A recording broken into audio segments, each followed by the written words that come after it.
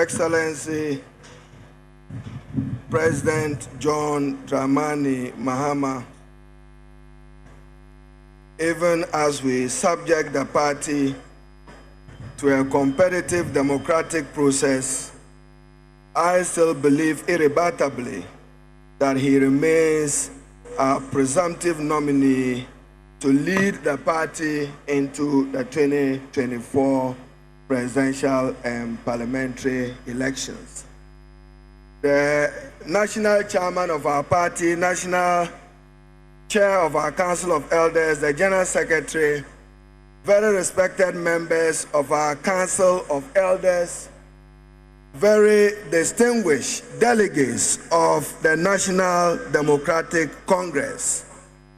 How gratifying it is this afternoon to address you on behalf of the NDC Parliamentary Minority Group, the gallant 137 members of Parliament who are doing their utmost best to position the NDC as a credible, worthy alternative government.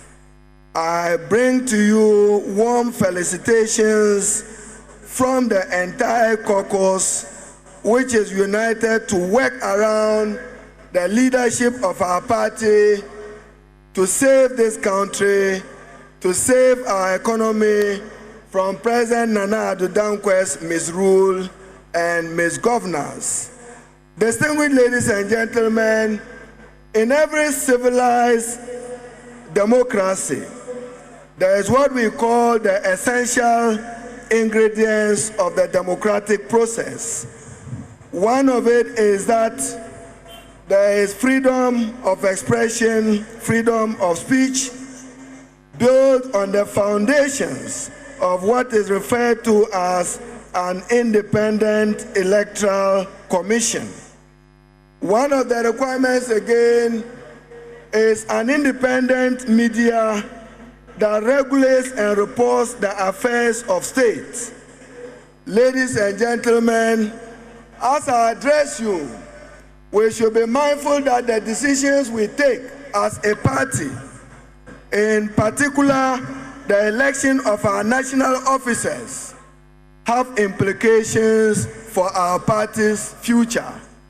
We will be committing the most unpardonable political sin if we fail to unseat the new patriotic party come December 2024 to end the misery that they have subjected us to.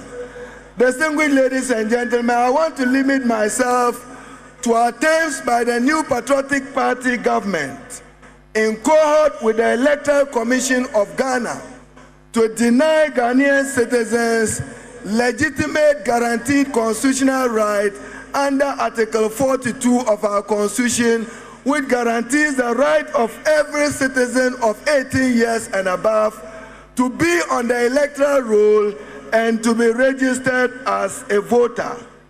Is it not significant that since the inception of multi-party democracy under the Fourth Republic, the Electoral Commission of Ghana under Jean Mensah has failed to operationalize Article 42 of the 1992 Constitution by way of periodic annual voters registers exercise.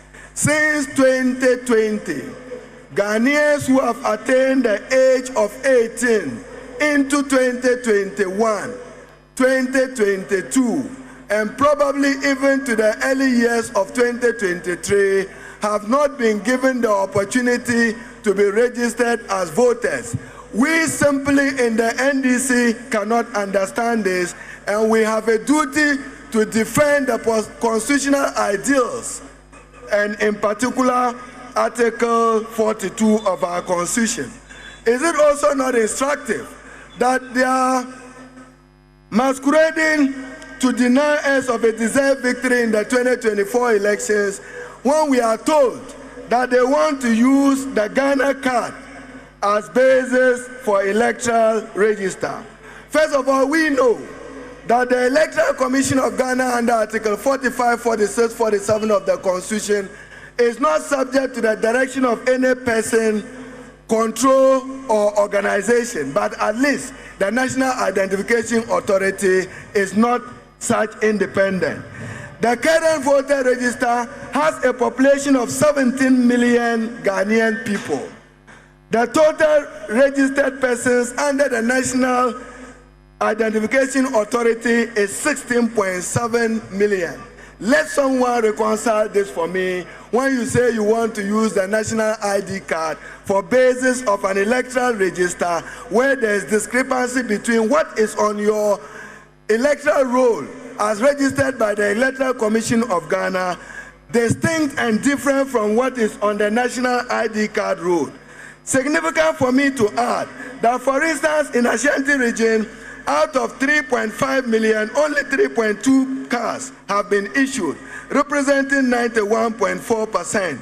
In the Ahafo region, out of 675,198 cards issued, 271, representing 40.2%.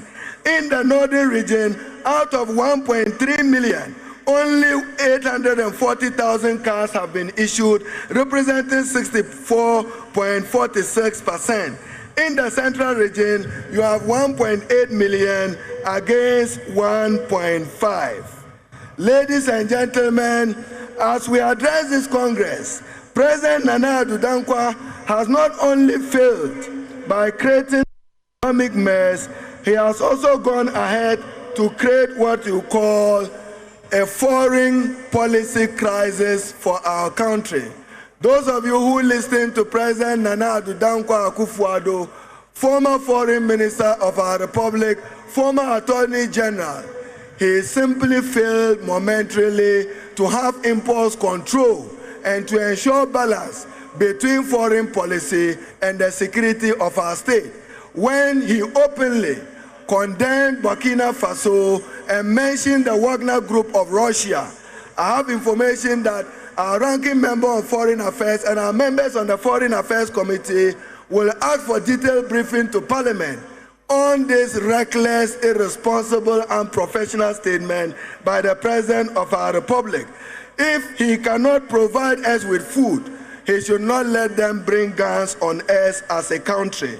And as I said, the NDC, we need to work together, we need to work together, and we need to redeem this country.